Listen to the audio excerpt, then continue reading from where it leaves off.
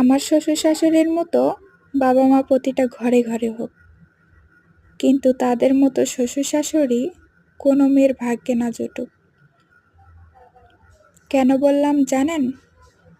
আগে যখন আমরা জামাই বউ মিলে চাকরি করে মুঠ ভর্তি টাকা দিতে পারতাম, তখন আমি বউমা অনেক ভালো ছিলাম।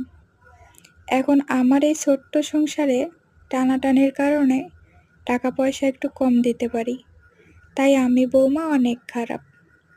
আমার শাশুড়ি কি বলে জানেন? বলে আমার ছেলেকে জাদুটোনা করে রাখছে, তাই তো আমাদের কথা কম বলে। তো বলি কি শাশুড়ি মা, স্বার্থ যেখানে শেষ, বদনাম তো সেখানে শুরু। আগে যদি সপ্তাহের মধ্যে মাসের মধ্যে শ্বশুর বাড়িতে না যাইতাম, কত যে ফোন দিত, যাবার জন্য অস্থির করে ফেলতো।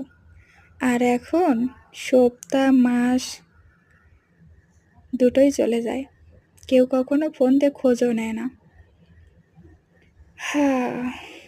আগে শ্বশুর বাড়িতে গেলে দুই গাল কথা বলে হাসি মুখে চলে আসতে পারতাম, আর এখন শ্বশুর বাড়িতে যদিও যাই, 1 থেকে 2 ঘন্টা ভালো থাকি, তারপরে ভুতুর ভুতুর ঘুতুর ঘুতুর শুনতে শুনতে আমি অস্থির হয়ে পড়ি।